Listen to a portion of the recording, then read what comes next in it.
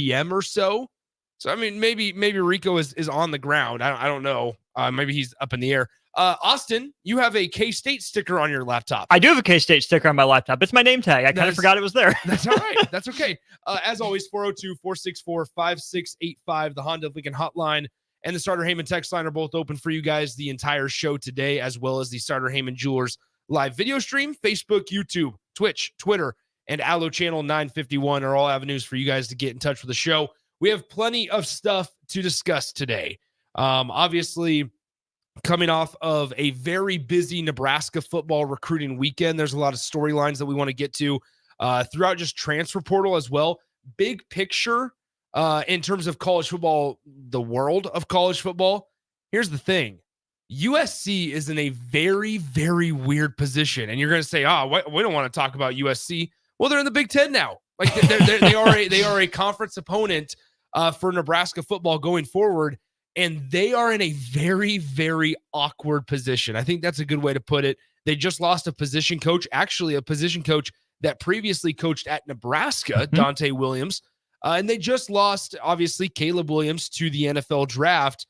But then they also have now lost their backup quarterback, who was the number one quarterback in a recruiting class a couple of years ago, to the transfer portal. Now, they're in on Will Howard, obviously. But what does this mean for Lincoln Riley? Because it has not gone anywhere close to plan, and it's only going to get more and more difficult for Lincoln Riley and USC as they make that jump to the Big Ten Conference. So I want to talk about the outlook of Lincoln Riley. USC, is that maybe a candidate for the Los Angeles Chargers? Now that Jim Harbaugh is interested in an extension, maybe we'll talk about that. We'll talk also just like big scope Big Ten Conference because we haven't been able to dive deep. I've wanted to talk about it for a couple of days now, Austin. Haven't been able to dive deep on Big Ten quarterbacks because this year in the Big Ten, or I should say in 2023 in the Big Ten Conference, the quarterback room across the entire league was not very good, right? Like we were going into the season saying, yeah, you know what? Talia might be one of the better quarterbacks. If that was next year in 2024, completely different story. Obviously, you add in 4 teams in Oregon, Washington, UCLA, and USC, but even the teams that were in the Big Ten Conference have upgraded at quarterback, and I think there's a lot of Husker fans that believe if they get Dylan Raiola, or even if they were to get just Daniel Kalen, that would be an upgrade at quarterback from maybe what they had in years past. So we'll dive into that a little bit. We do have 4 segments to talk. Let's dive right into the Kansas State-Nebraska basketball game, though, because this was a game that going into it, it was, how does Nebraska respond? How does Nebraska, either coming off of a victory against Michigan State in a very well-played basketball game that was against the Spartans. The Spartans then on Saturday, as we knew going into yesterday's game, throttled number 6 Baylor. They outscored them 45-17 in the first half. And someone called their shot on that this week. I don't know who that would have been. Hello. But no, I mean, and you're a big Michigan State guy. You predicted that they would win the conference, still within arm's reach. But you look at Nebraska basketball, and it's not that they've necessarily been bipolar. It's more so now that they're facing tougher tests, we're starting to learn more about Nebraska basketball. And at the start of this 4-game stretch between Creighton, Minnesota, Michigan State, and Kansas State, at the beginning, we talked about it. Figure out a way to go at least 2-2 at the worst. I think if you would have talked to Nebraska fans after the Minnesota game, we were sitting there going, oh boy, they might go 1-3 or 0-4. Like that's the case. So now that we're removed from that 4-game stretch, that 2-2 mark is like, you know what? You feel pretty good about the rest of the calendar year, especially. And that's what Stricky and I are going to get into as well, because I want his thoughts on it. But when I look at this 4-game stretch, you see some versatility from Nebraska. Nick, I've come to believe that there are 3 types of perfect basketball games in my mind. When Duke wins, the Nebraska-Michigan State game, game in the 70s, really high-level basketball. Teams are executing on offense. There's good defense being played too. But this game fits into the 3rd category of perfect game, and that's a Nebraska win. It was not a thing of beauty.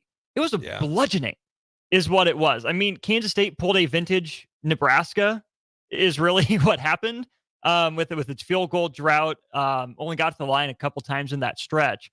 But if you told me going into the game that Nebraska would shoot 35% overall, that they wouldn't get to the free throw line for the first 30 minutes of the game, like, which is how big is Kansas State winning? Well, and the free throw line, like a lot of Husker fans in years past would be like, all right, that's okay if they don't get to the free throw line. They don't shoot it well from the charity stripe. Right. And they didn't last night either. Not that it's good that they're not getting to the free throw line, but you're understanding what I'm saying. However, this year, Nebraska's been pretty solid from the free throw line, which has kind of been something that's gone under the radar because that's going to be the difference maker in winning a game or losing a game like in years past when you're facing off against Indiana at home, when you're which they have at the start of the calendar year. Right. So Alec got the first 2 free throws. He went 1 of 2, and then both Mast and Williams missed free throws. And that's it for Nebraska. But they were like plus 95 in free throw attempts over the last month, and they're minus 14 yesterday. But the reason I bring up that stylistic versatility, that's a big takeaway for me. The way they beat Michigan State was not the way they beat Kansas State. Yeah. Those are 2 very different games. And like you said, I don't think it's bipolar. I don't think it's inconsistent. I think it's versatile. When it works, it's versatile. When it doesn't work, it's inconsistent. So I think this is an old enough team with enough options that they can find different ways to beat you on any given night. Its advantage over Kansas State was rebounding. More active, longer, stronger. Yeah. They hammered the Wildcats on the boards. Their advantage over Michigan State is similar, but not the same, right? They played through Rink Mast at the end of the game, and Malik Hall wasn't on Bryce Williams, so they went to him. The fact that Nebraska can win in different ways, I think, is a very encouraging sign for a still relatively stylistically diverse Big Ten. Yeah, well, and that was, I mean, if you watch that Arizona-Purdue game, it was a contrast of styles. Now, I get it, Arizona's not in the Big Ten Conference, but it was a contrast. You had the fast-moving Arizona Wildcats against the slow, methodical, grinded-out Purdue Boilermakers. Purdue ended up winning and defeating number 1 Arizona at the time. Arizona now drops to 4th in the country. But back to Nebraska, I mean, you talked about it. On the glass, like that's something that we've seen Nebraska do consistently through their first 11 games where they're at that 9-2 mark. They got out-rebounded badly against the Blue Jays, but everything kind of went wrong for them there. Other than that, they've been able to rebound pretty well and out-rebound opponents. Last night, 57-40, I believe, was the rebound margin. I mean, so and it was 23-23 at half. Yeah, you're talking about a Power 5. This is not a Stony Brook. This is not even a Duquesne, which was a respectable lower level program.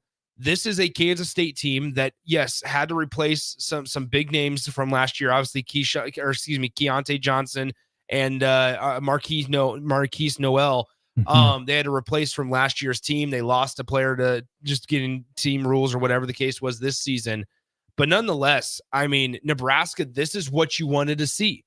And for multiple times, if you pair the first half of Minnesota against really the complete game that was yesterday, even though they were tied at half or down by 2, I guess, but at half, if you put those 2 games together throughout the 2 road tests that Nebraska's had, and you throw in the neutral site game against Oregon State, you feel pretty good about Nebraska, not only at home in Pinnacle Bank Arena, but also maybe even on the road against some Power 5 competition. They handled this one much better because if you look at the last time Nebraska had a full week off between games, it was Creighton.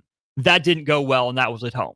So Nebraska has a full week off. Then, they have to respond to a win. At Minnesota, they came off the loss, didn't respond well. I mean, it's responded well in the first half, the last 8 minutes of the first half, and then let it get away. So I think that's another thing we've learned is that as of now, those 2 losses are the exception. Nebraska played, its worst. What would that be if I can do some quick math here? Like 50 minutes of really terrible basketball is really what it was. So right now you can write it off as, okay, this team does have the ability to bounce back. It is versatile. Got to keep proving it day in, day out. But I'm not nearly as worried about this team as I was after Creighton and Minnesota, because I was worried about their ability to respond to these different factors, but they have. Yeah, I mean, once again, Nebraska gets it done. Now, on Wednesday, they'll face North Dakota, I believe, is up first. Then they'll wrap up the 2023 year with South Carolina State. Shaq Leonard, yeah, both of those are at home at Pinnacle Bank Arena. And I think, like, this is, I don't want to say a bye game or like an easy game, but I mean, that's how, if Nebraska's ready to make this jump, right? They need to consistently show that these are cakewalks. And this is a game that I think you need to put up some style points in, which is a tough ask. But we've seen in college basketball over these last couple weeks, teams that schedule games of this caliber, if you win them big, you get a big boost in the net. Yeah. And right or wrong, that's just what the system is rewarding right now. It'll stabilize a little bit when we get further into conference play. But these are two opportunities for Nebraska to, put some makeup on, to put the heels on and make itself look pretty for the tournament committee or even the NIT committee, whatever it ends up being at the end of the year. Because yes, you get some of the better opportunities in conference play, obviously, to improve your resume. But in terms of those underlying metrics and underlying numbers that the net takes into account, Nebraska, I think, needs to make a couple statements here over the next 8 days. I mean, I'll also say this. When you look at not looking too far ahead, but you look at the conference slate and how it starts for Nebraska, and listeners are probably going, covering their ears and poking their eyes out because they're saying, Nick, don't do this to the Nebraska basketball team. But I'm gonna talk about it because here's the thing. The games that you do have against the better teams, you dodge some bullets in that January month, right? Where Indiana, you don't have to go to Assembly Hall in January like they have had in years past. Have they won at Assembly Hall? Yeah, they did a couple years ago, but they haven't. I'm not confident in them going to Assembly Hall, a place where Kansas just lost by, I believe, 2. No, Kansas came back to win. Came back and won by just 2, I should say, over Indiana. But I mean, that's a Indiana Hoosiers team that Nebraska sometimes struggles with on the road.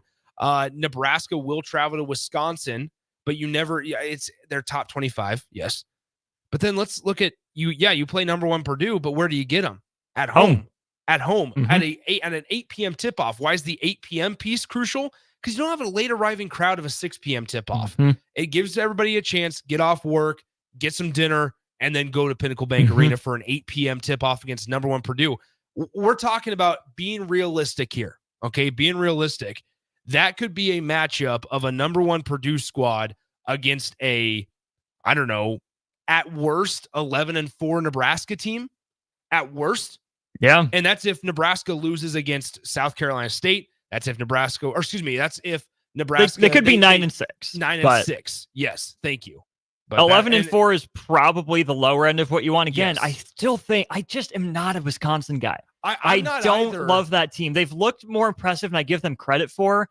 I just don't love how that team is built. But also, it feels like on a Wednesday night, once again at an 8 p.m. tip off, an Indiana matchup is interesting and hopefully plays into Nebraska's favor. Like, there are opportunities here for Nebraska that if they were to win against SC State and North Dakota, that makes you 11-2 going into the new year.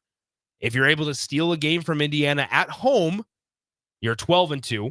And then you lose on the road to Wisconsin, you're 12-3 going into what? A home game against number 1 Purdue. This is everything. This is shaping up to be everything Nebraska basketball could ask for. Fred Hoiberg, honestly, this is everything you could have asked for. The start that you wanted, maybe you had a couple disappointing performances in there. Every team does. Every team's going to have that.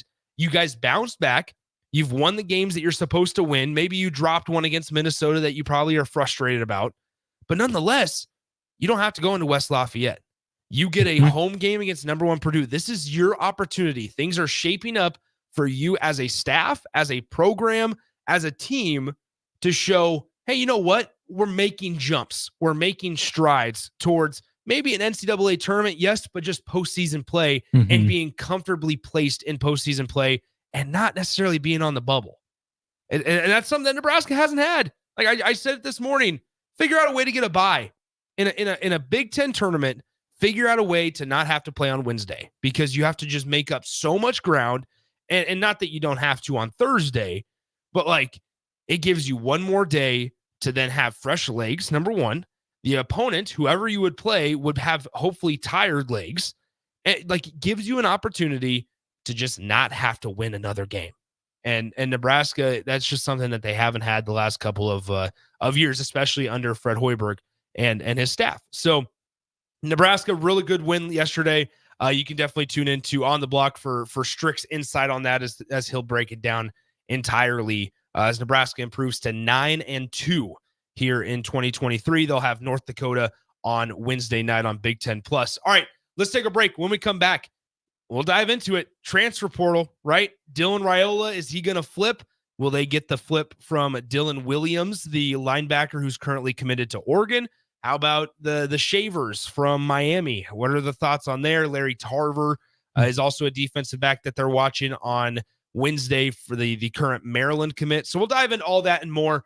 Coming up next, it's the happy hour. No Rico today. He'll be back tomorrow as long as everything goes well. And so it's the last day of the Nick and Austin experience here on the happy hour. Sponsored by Empire Fence and Netting right here, 93.7 The Ticket and theticketfm.com. This year, give the gift of delicious food, incredible service, and a lasting memory with the Pillar Restaurant Group gift card. When you purchase a $50 gift card, you receive a $5 bonus card, or purchase a $100 gift card to receive a $20 bonus card. These cards can be used at all Pillar Restaurant Group locations, including Venue Restaurant and Lounge, Piedmont Bistro, The Butchery, The Bakery, and all Lincoln Good Sense Deli Fresh Subs locations. Available for purchase at any of our concepts or online at prgnebraska.com. Gaina Trucking is hiring CDL Class A and B drivers. Gaina Trucking guarantees a 40-hour work week year-round, and their strong team culture makes it not a job, but a career. Gaina Trucking offers health, vision, and dental insurance, 401k with company match, an employee assistance program, and other bonus programs. Build a better career today with great team culture at Gaina Trucking. Learn more and apply today at GainaTrucking.com. Gray Diesel and Equipment Services is hiring and seeking motivated applicants. Gray offers a second-to-none benefit package that includes health, dental, vision, 401k, paid vacation, and paid holidays. They offer great pay and tuition reimbursement or a tool purchase program for qualified candidates. It's a fun, friendly team with lots of variety and work assignments, so there's something for everybody. View and apply for their job openings today at grayusa.com or visit them in person just off I-80 and North 56th Street. Come be a part of the Gray difference. Are you working in or looking to get into the electrical construction industry? The electrical workers of Local Union 265 are now hiring licensed journeymen and apprentices and are offering great pay and benefits. Call Mike at 402-875-1034 to apply. Start your electrical career today. Hey, it's Sean Callahan, and football season is here, and there is one place that has all the games, plus great food and beer specials. Tanner's Bar and Grill at 30th and Yankee Hill. Whether it's Thursday night football, college football Saturdays, NFL Sundays, or Monday night football, there's a great view of the game from any seat with different food and drink specials every night. Try the Blue Ribbon Reuben Sandwich or the Prime Rib French Dip or any of their famous chicken wings. That's Tanner's Bar and Grill at 30th and Yankee Hill. When it comes to joining the Nebraska Army National Guard, you've heard it all before. College, healthcare, signing bonus. But joining is so much more than that. It's setting yourself up for a new and better chapter of your life. I'm Staff Sergeant Paul White, and because of the Nebraska Army National Guard, I'm in control of my career. And when the workday ends, I get to come home to my family. Write your next chapter by joining the Nebraska Army National Guard. For more information, schedule a meeting with me, Staff Sergeant Paul White at nationalguard.com. Discover the difference that expertise and experience can make in your real estate journey with Next Ag Appraisal and Realty. Whether you need an appraisal, sales, or farm management, Next Ag comes up with a solution with your legacy and goals in mind. Next Ag isn't just their name, it's your future. So why wait? Visit their website today at www.nextagrealestate.com or give them a call at 402-380-0432 and turn your dreams into reality. Your land, your legacy, their solution. Next Ag Appraisal and Realty. Finally, a good reason to have a smart house. Just say, Alexa, play 93.7 The Ticket, and we'll magically start playing. How's it work? Nobody knows. Don't ask questions. Join Planet Fitness now and get the PF Black Card for only $24.99 a month. You'll enjoy an upgraded experience with tons of perks.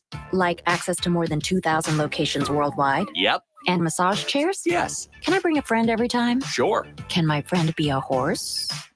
Nay. Sorry. Get the PF Black Card and feel fit-tacular. Only $24.99 a month. Our most popular membership, the PF Black Card, is your ticket to getting all the perks. Join today. See Club for details. Belmont Chiropractic and Novotny Nutrition and Wellness specialize in getting rid of people's pain quickly and permanently.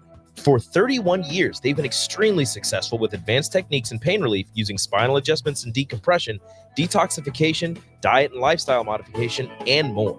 They are fully equipped to handle the most seasonal athlete, weekend warrior, car accidents, strains, sprains, and more. Is there anywhere you're experiencing pain on your body, or are you fighting decreased energy and depression? Consult Belmont Chiropractic and Novotny Nutrition and Wellness first at 402-476-8619. You're listening to the Happy Hour with Nick Sainert and Enrique Alvarez Clary. This isn't the real Caesar's Palace, is it? What do you mean? Did Caesar live here? No. I didn't think so. On 93.7 The Ticket and theticketfm.com.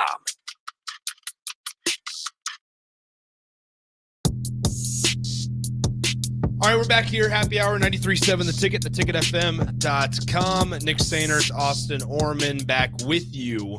402-464-5685, the Honda Lincoln hotline, and the Starter Heyman text line open for you guys, as well as the Starter Heyman Jewelers live video stream, Facebook, YouTube, Twitch, Twitter. Austin, I tweeted this out earlier today. And it's just the last week in Nebraska football land has been intense. It has been exhausting mentally. To think that a week ago today, right? A week ago today, the public had no clue of Dylan Raiola, that he was back on the market or considering, right? Not decommitted, but considering. We went ahead with the assumption that Cal McCord is visiting campus, and you feel pretty good about his chances to be on Nebraska's roster in whatever capacity next season. And you knew that Julian Fleming was visiting on Tuesday, and you had this thought that, hey, they're a package deal. So if all things go well on Monday, then all things will go well on Tuesday, and then maybe Wednesday we get some good news. Well, then, as we know, when Kyle McCord was here a week ago, a wrench got thrown into it, and that wrench, Dylan Raiola. Kyle McCord now goes to Syracuse, where he visits last weekend. Nebraska, for a moment there, things looked a little shaky with Daniel Kalen. He's now, for what it's worth, in my opinion, made the best decision and stayed with the Huskers rather than trying to go to East Lansing and for the Michigan State Spartans. And now Nebraska, after hosting Dylan Raiola on a weekend long visit, like it was an OV. It was a full OV. From Friday morning to Sunday night, he was here on campus and around Lincoln. And so, from what I've heard, it went really well. I know there's been leaks, and I know there's been pictures and videos on social media. But for the most part, all accounts point to that the visit went really well. And obviously, Dylan Raiola has been a guy that's been on campus and been to Lincoln multitude of times. But we also know that Donovan Raiola was down at their house for some period of time during the later stages of last week. Just visiting family, just hanging out, that's all it is. Like, Nebraska is trying to figure out ways to just stave everybody off. And now here we are 2.5 days prior to signing day. And it's this thought of it's Nebraska or Georgia. There's no Florida State who's looking for a quarterback. There's no Bama. There's nobody else. It is Nebraska and Georgia. And I think it's pretty heavily leaning towards the Huskers. Which makes you just want the commitment in the bank already as a fan. Like, what's the holdup? Come on, let's get the official good news. But we're about 10 minutes away from the 1 week exact anniversary of Pete Nakos saying 75% sure McCord and 75% sure Raiola. Yeah. Which I think would have been, probably best case. But if things were wavering with McCord and he's gone, if things were wavering with Raiola and you still don't know officially, and Kalen was set to take his visit to Michigan State, Nebraska ran a very real risk of going 0-3, like full-on strikeout. Now, they swung, right? At least they swung the bat, didn't just stand there with the bat on their shoulder and let everyone, pluck players out of the transfer portal and not be active. But seemingly trending positively for Raiola, just waiting for that shoe to officially drop. And then getting Kalen to stick around. I'm with you. From outside, it seems like the best choice. As a fan, it seems like a choice you're excited about.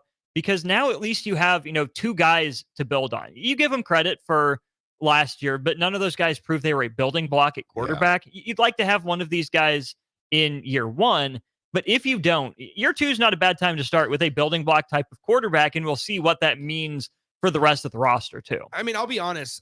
So Matt Rule said last week that they're going to be about 9 in terms of roster makeup.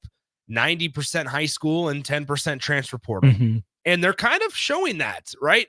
Like, as much as Dylan Raiola feels like a transfer portal guy, we have to remember that he's not. It feels like he's a transfer portal guy, with it coming down the wire here.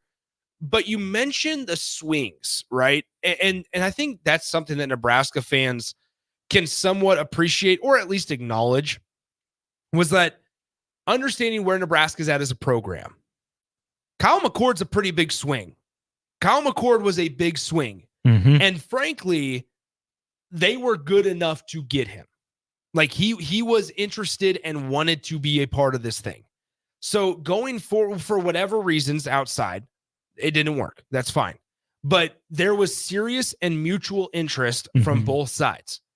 So not only did they, how should I say this, evaluate Kyle McCord as a piece that they may be interested in bringing in, or at least talking to. Not only did they evaluate Kyle McCord into being one of those players, they also followed through on it and said, yeah, you know what? We're not going to bring a multitude of guys in for a visit. We're not going to try to get Cam Ward for a visit. We need to make sure there's mutual interest and not waste each other's time. And they did that. Like, they swung and they hit one. It was just basically, they got a triple and they tried to extend it, stretch it to an inside the Parker, and they got thrown out for whatever reason. Right. And that's where I think you make an astute point on the evaluation, because we've seen that from the staff time and time again. They trust their eyes. They trust what it is that they're looking at. Yeah. Now, again, for whatever reason, it didn't work with McCord, but it also takes you to guys like Kawan Lacey and Carlin Jones, who are out of the recruiting class, right? It's great that Nebraska can identify. That's huge, right? That's half the battle. Well, what's the other half? Closing, locking up their commitment and turning them into players at Nebraska and for Nebraska. So yes, it does make you feel, good that Nebraska's coaching staff seems to have that eye for talent and have, the right sales pitch, maybe to some degree, to get guys interested in Husker football, but then close. That's the next step. So that's why, again, without the official commitment from Dylan Raiola yet, just find a way to close it. Well, and here's what I would say. I mean, you look at Nebraska, and what I guess I meant by my point is, like, they're not swinging at everybody. And that's a good thing. The fact that Nebraska's not just one of the not great things about maybe previous staffs was that they offered everybody. It was, hey, we have a Nebraska offer. You would see 50 to 60 on a day. They would just go offer happy. And not that those are committable offers, but like, Husker fans are sitting here going, like, does it mean anything anymore? Like, that's such a cliche term, but let's be real. Like, we don't want Nebraska's staff going to every single quarterback and being like, we want you on a visit, and then having 6 visit. And then guess what? There's no significant interest from either side. They're like, wait, you're playing the Bachelor. Maybe this didn't work out. And then you find yourself with your palms facing the sky on signing day going, maybe we handled that incorrectly. Well, when you're facing on signing day and you don't have an answer, you did it wrong. You operated in the wrong way, and it's too late. Right.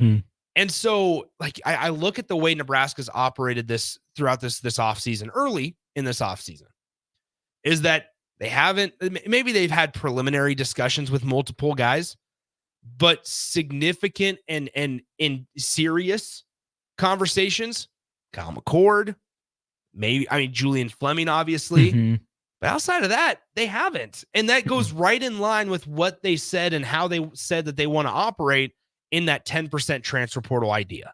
It does. You like to see them sticking to their word and, having a plan and sticking to it. We're only 1 year in. Yes, it was a 5-7 season. We learned a lot about this coaching staff. We learned a lot about this team. We didn't learn everything. Yeah. It's too early to hit the panic button, which is where I'll use the men's basketball comparison here, right? A wretched first few years of Fred Hoiberg. I have to give Fred credit for, pushing the eject button on that strategy and changing gears. I'm willing to give pretty much any staff that shows a willingness to change, the benefit of the doubt, to give them a chance to get it right. Yeah. But it's far too early for Matt Rhule and this coaching staff to change a lot of what they're doing, especially in the recruiting philosophy. Nebraska's made some good gains there. Nebraska's gotten conversations with, and more importantly, visits from some really interesting prospects across multiple classes. Yes. So I think you want Nebraska to stay consistent in that and keep doing it. Now, how do you finish the sales pitch? How do you land them? You can tweak it. But I think overall, big picture, I like what this staff is doing. Yeah, I mean, here's the thing: it means something, and I hate using that, but it means something when you get asked to, as a transfer target. It means something when you get asked to take a visit, and when you accept, right? Because like, what did we talk about with Kyle McCord? And granted, like, not specifically speaking Kyle McCord, but just bigger prospects. Is that those guys aren't letting just anybody in their house, right? They're not letting anybody in sitting at the table. There's got to be significant and mutual interest there on from both sides, and we know that there was. Now, looking forward, right? 2.5 days. I mean, not even a day and a half, really, before signing day commences, and the big one out there is going to be Dylan Raiola. I think it's going to be a massive disappointment if Nebraska does not get that signature on the dotted line. Now, with all things being said, and understanding that I did put my confidence on the line last week and was proved wrong just 3 hours later. You did stop drooling over the weekend, though, so good job. I did stop drooling over players. Yes, that was a great text. I think Dylan Raiola is going to be a Husker. Like, I really do. But with that being said, I think Nebraska going forward, if Raiola is not in the fold, you feel pretty disappointed. With the mood can completely shift and can completely change. Now, so I think there's a lot to be excited for, a lot to look forward to. And once again, I just want to make sure that we're clear. There were a lot of really good people on previous staffs. A lot of really good people. So I just want to make that very clear. So let's take a break. When we come back, let's talk big picture with USC. How hot is the seat of Lincoln Riley right now? Does Lincoln Riley try to get out of Southern California and go to the NFL? All those options, I think, are somewhat on the table, as Malachi Nelson, who is going to be the future quarterback for USC, number one quarterback in a couple recruiting classes ago. He's gone in the portal. Will Howard, we know, took a visit. But does Will Howard really move the needle if you're at USC? I don't think so a whole lot. Let's go ahead and take a break. Austin and I will continue breaking it down and talk a little USC football when we come back right here on the Happy Hour 93.7, the Ticket, ticketfm.com. Follow Nick and Enrique on Twitter at Nick_Sainert and at Radio Rico AC. More of Happy Hour is next on 93.7 The Ticket and theticketfm.com. Is your furnace or heat pump ready for winter? Call Bryant to schedule your home heating check. Comfortable, safe, efficient. Bryant Air Conditioning, Heating, Electrical, and Plumbing. 467-1111. Belmont Chiropractic and Novotny Nutrition and Wellness specialize in getting rid of people's pain quickly and permanently. For 31 years, they've been extremely successful with advanced techniques in pain relief using spinal adjustments and decompression, detoxification, diet and lifestyle modification, and more. They are fully equipped to handle the most seasonal athlete, weekend warrior, car accidents, strains, sprains, and more. Is there anywhere you're experiencing pain on your body, or are you fighting decreased energy and depression? Consult Belmont Chiropractic and Novotny Nutrition and Wellness first at 402-476-8619. New year, new career. The new year is just around the corner. Why not start it off strong with a new career? General Excavating is looking for qualified underground utility project managers. Check out our website, generalexcavating.com, or call 402-467-1627 for more information. Happy holidays from General Excavating.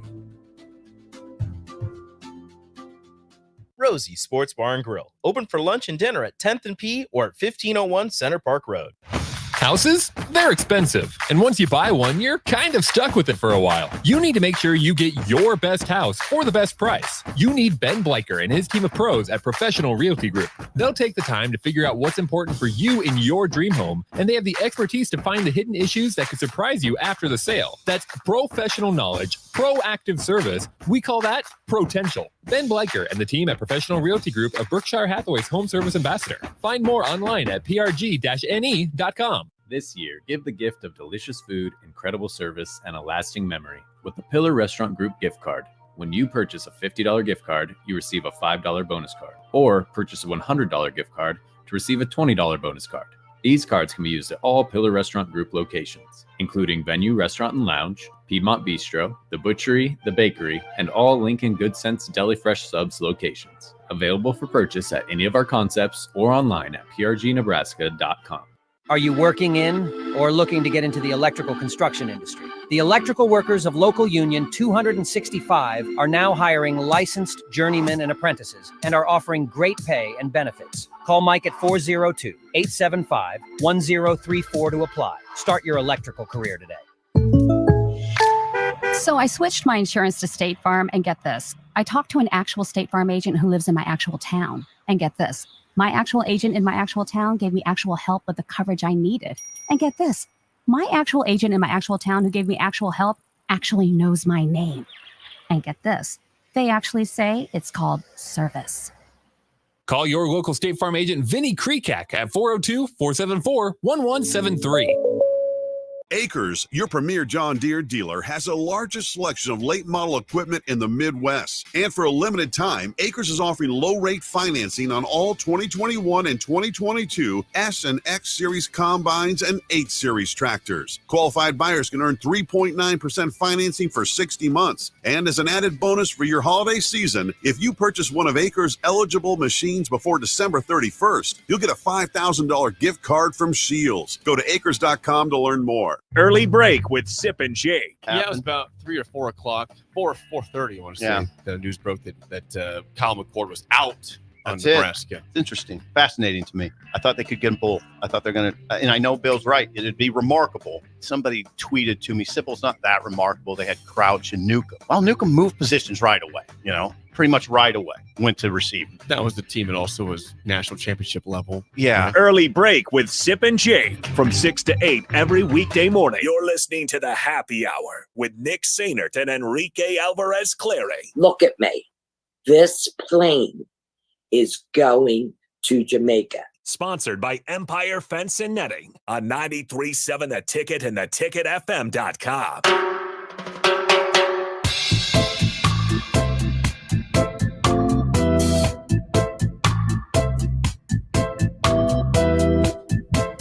Welcome back in. Happy Hour 93.7, The Ticket, theticketfm.com. Nick and Austin Orman with you. I think we all wish we were somewhat on a plane to Jamaica right now. By design.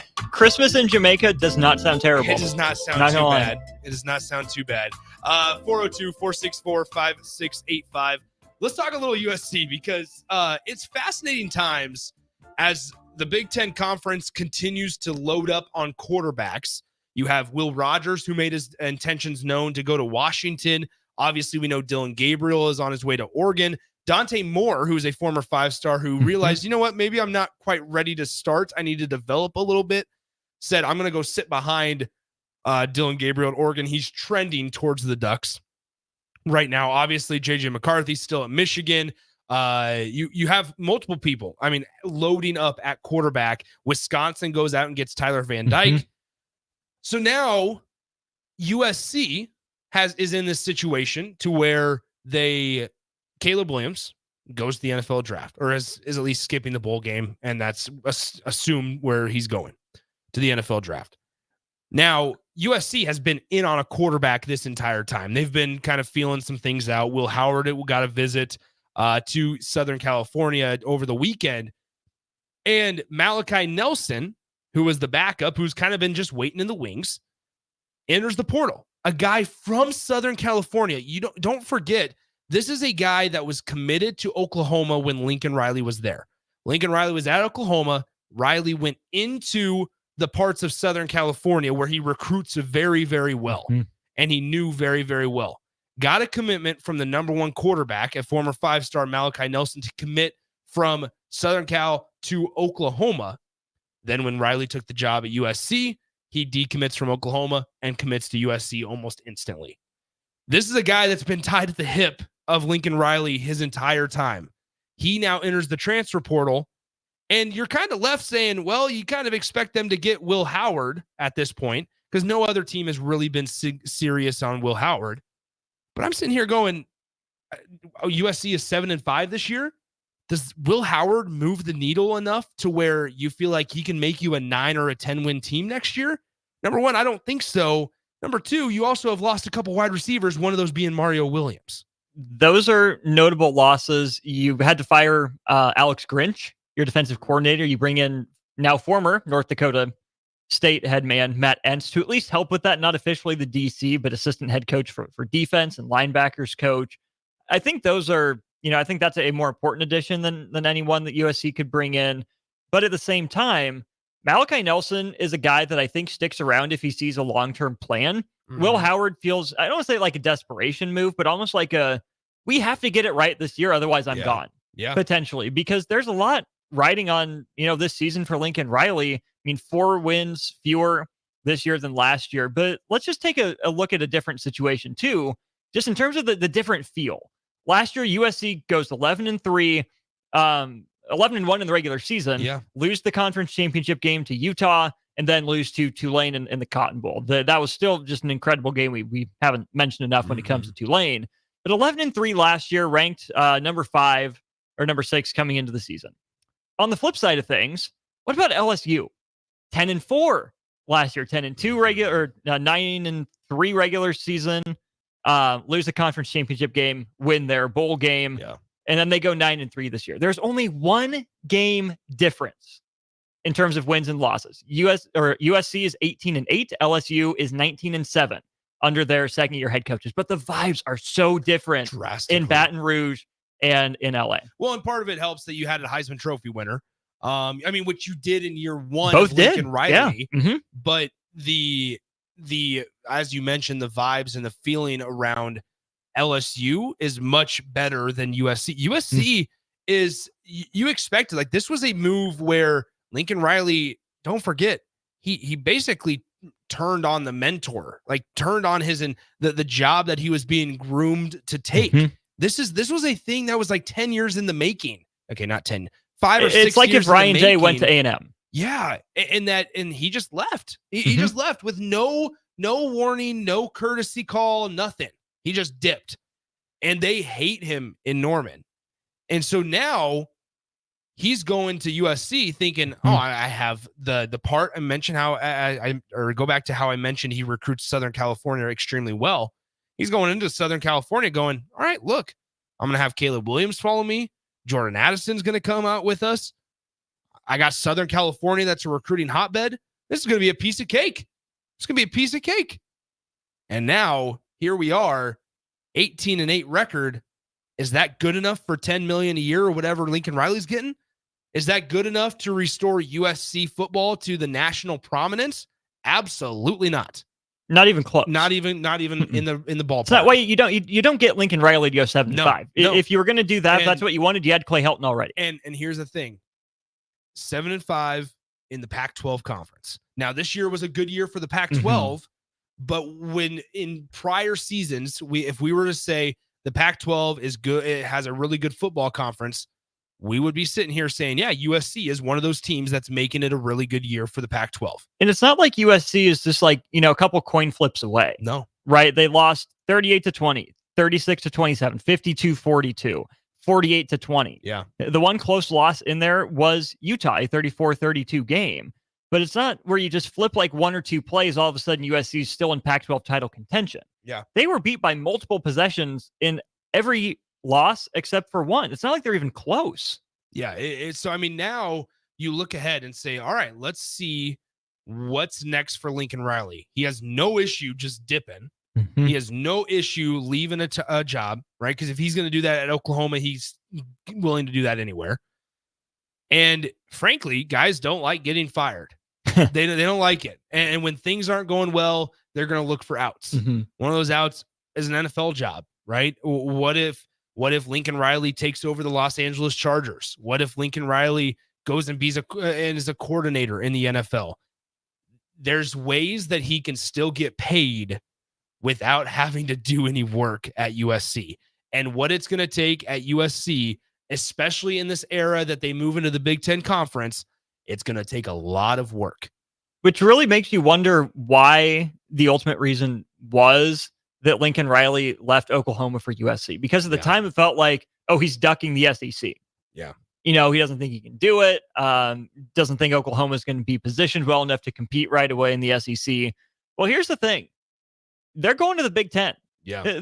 After the bowl game, they're officially Big Ten members, is essentially the deal.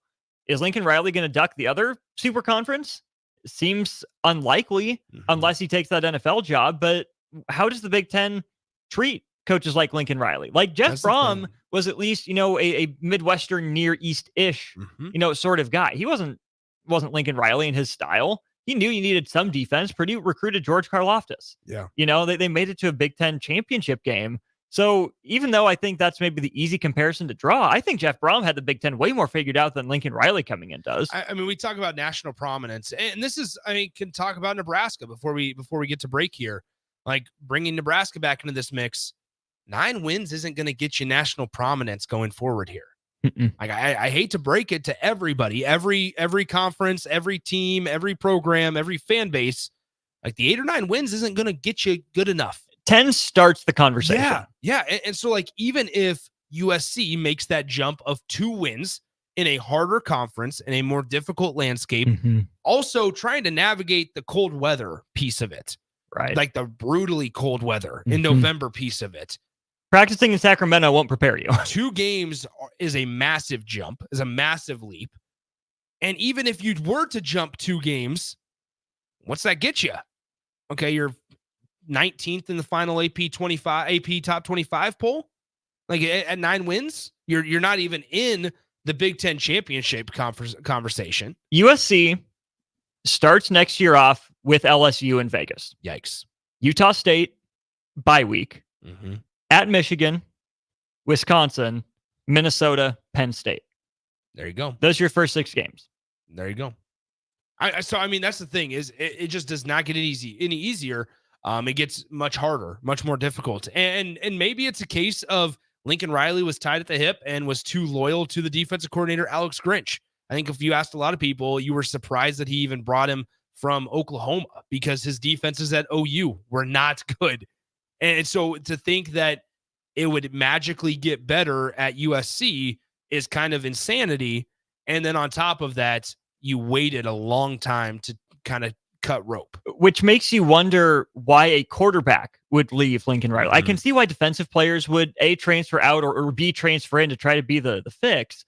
Caleb Williams, for all of USC's flaws, Caleb Williams was still really good. He was. Not Heisman winning good. Obviously took a step back, but that was always going to be difficult to follow up.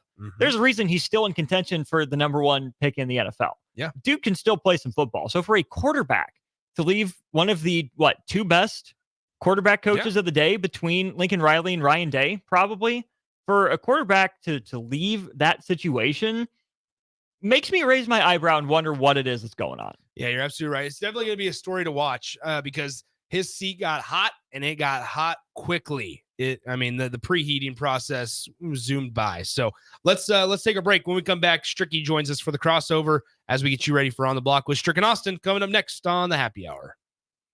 Download our app by searching 93.7 The Ticket in your app store to stay in touch and listen all day long wherever you are. More of the Happy Hour is next on 93.7 The Ticket and theticketfm.com.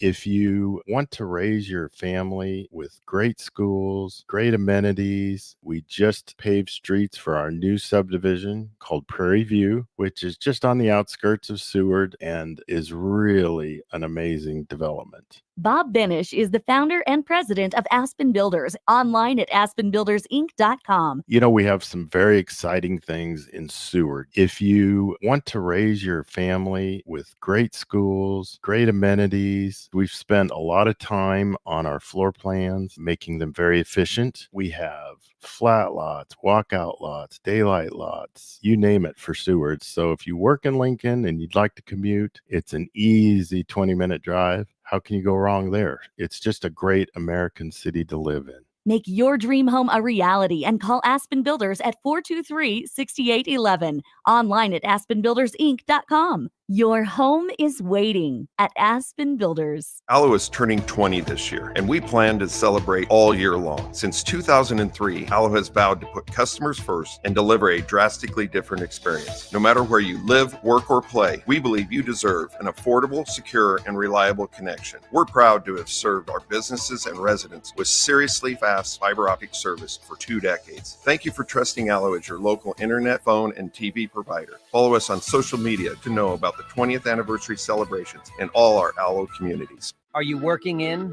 or looking to get into the electrical construction industry? The electrical workers of local union 265 are now hiring licensed journeymen and apprentices and are offering great pay and benefits. Call Mike at 402-875-1034 to apply. Start your electrical career today.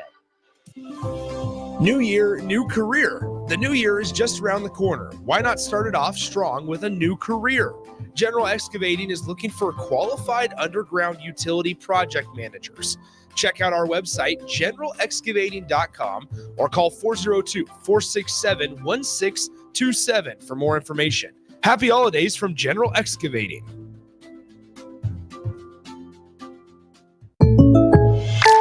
So I switched my insurance to State Farm, and get this. I talked to an actual State Farm agent who lives in my actual town. And get this. My actual agent in my actual town gave me actual help with the coverage I needed. And get this. My actual agent in my actual town who gave me actual help actually knows my name. And get this. They actually say it's called service. Call your local State Farm agent, Vinny Krekak, at 402-474-1173. Have you seen the new Nebraska Lottery Holiday Classic scratch tickets? Did you say holiday? Yeah. I love the holidays. Okay, well, these new scratch tickets have... Did you say scratch tickets? That's right. I love Nebraska Lottery scratch tickets. And who wouldn't? They make great stocking stuffers, plus they're fast, fun, and easy. Did you say fast, fun, and easy? I did. I love fast, fun, and easy. How much coffee have you had today? Did you say coffee? Oh... Top prize odds vary by game. Hi everyone, Kendall Warnock with A1 Automotive in downtown Lincoln. If you're looking for an automotive repair facility you can genuinely trust, we would be grateful for the opportunity to earn your business repairing your vehicle. We have ASE master technicians and qualified to work on a variety of vehicles from Hondas to Porsches, Jaguars to Toyotas, and Chevrolets to Fords. We pride ourselves on customer service and relationships, and we would be grateful for the opportunity to serve you. Give us a call at 402-477-4660. A1 Automotive. Always honest answers. Ironhide Construction is hiring. They're looking for hardworking, self-motivated individuals who are team players.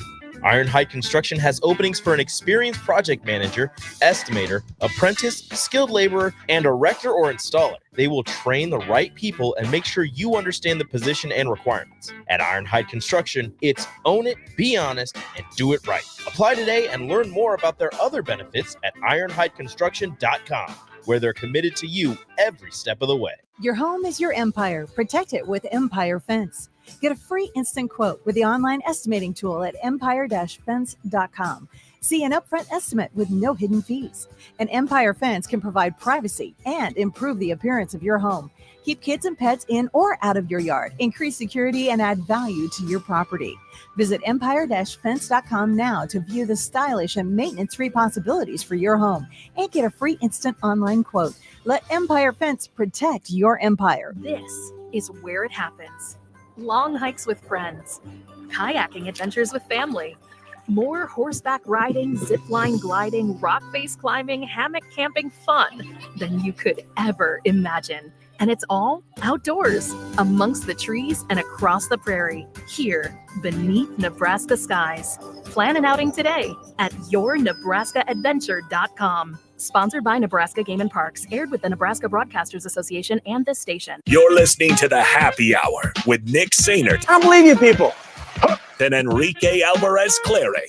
What do you mean, you people? What do you mean, you people? Huh? Sponsored by Empire Fence and Netting on 93.7 The Ticket and theticketfm.com.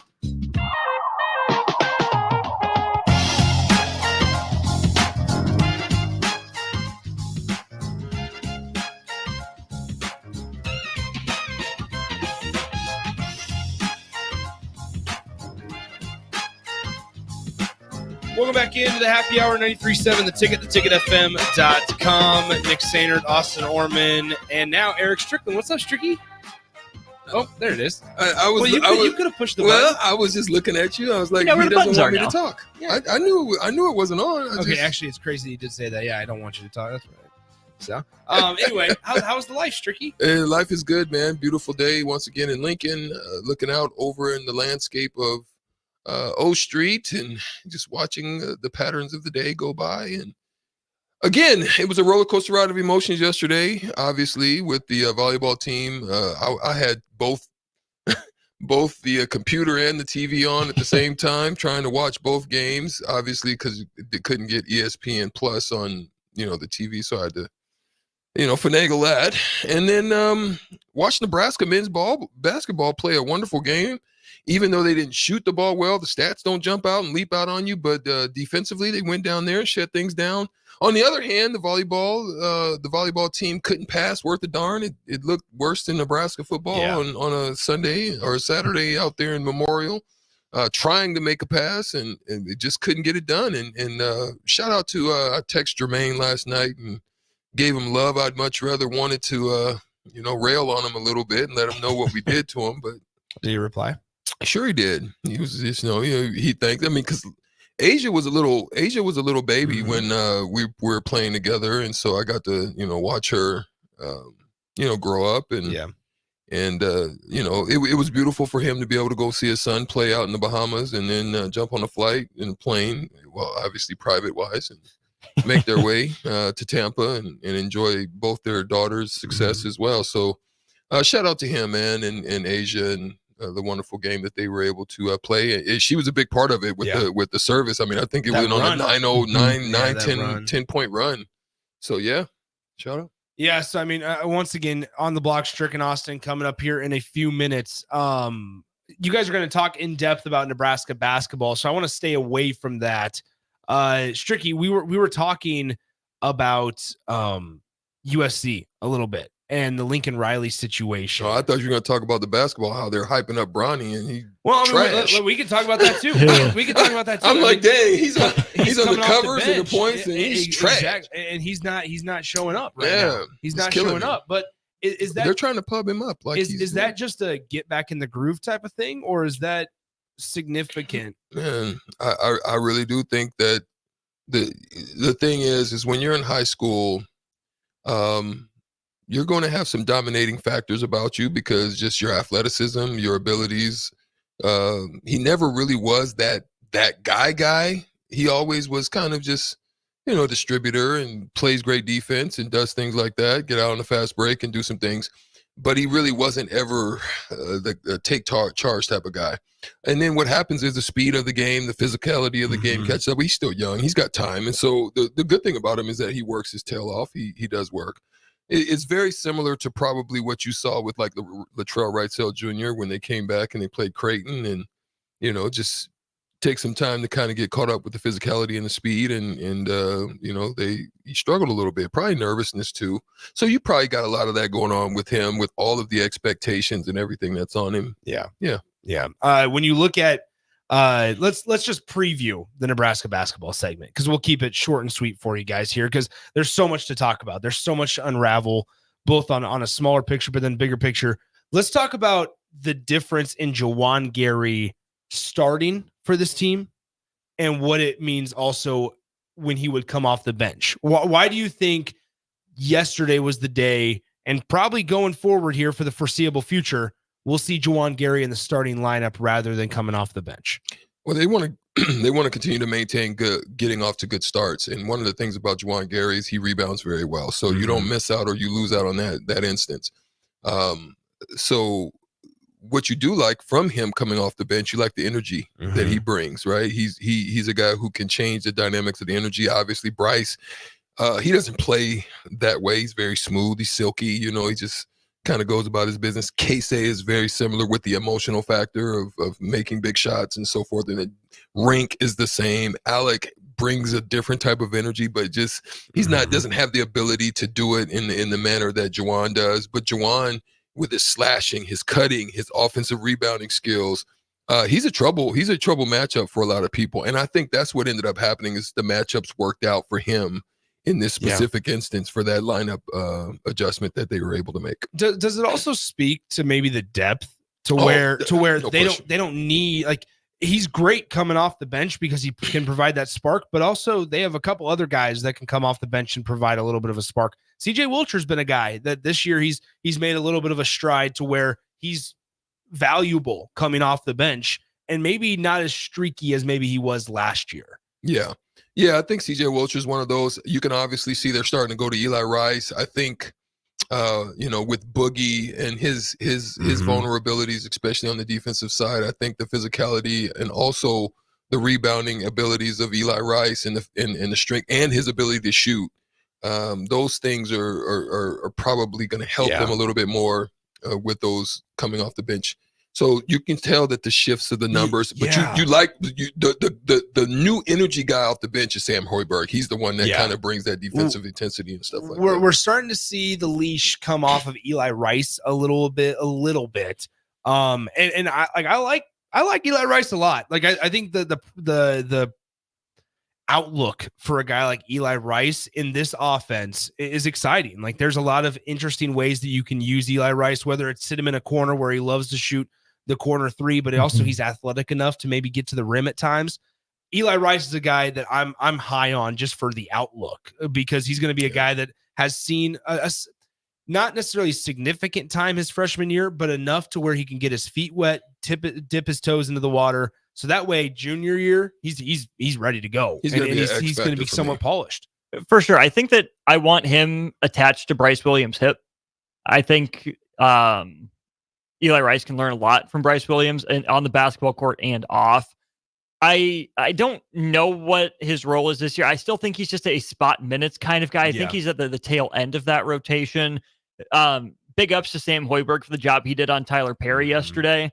Had the urgency right. Perry's first two shots were wide open, uncontested. Sam Hoiberg came in and changed that right away, which is definitely his role.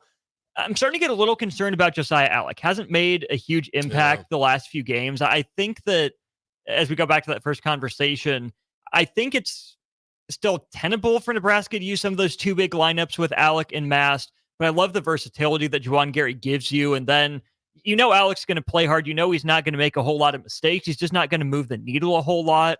So I think if you can bring your steady, not a whole lot of mistakes, maybe not a whole lot of flash guys in Wilcher and Allick off the bench with some energy like Hoiberg, kind of mix and match depending on if you need more size, you need more perimeter. I think that's probably the formula for this team. Yeah. I think obviously we talked about in the first segment. There's some games ahead that you feel pretty good about in North Dakota and South Carolina State on the call Wednesday. I think I'm going to be there this Wednesday. Look at that. Tricky. That's tricky. Not the 29th. Nebraska versus North Dakota. That one I should be on. There you go. How about that? Big Ten Plus from Pinnacle Bank Arena is 6 or 8 p.m. I want to say, I think it's 6:30. 6:30 on Big Ten Plus. I think so. There you go. All right. Sounds good. What's coming up on the show today, Austin? Yeah, more Husker Hoops talk. What did we learn about this team over the last 4 games? We'll talk some Husker football as well. Recap Nebraska volleyball. Strick sent a clip from Merritt Beeson yesterday. We're going to dive into that. And then it's signing week. Like you said, we're a day and a half away. So we got Brian Munson on the line for a full-on Nebraska football signing day primer. There you go. Rico's back tomorrow, or at least expected to be back tomorrow. We'll see if it actually happens. But no, seriously, good stuff from him and DP in Tampa. We'll talk to you guys then. See ya.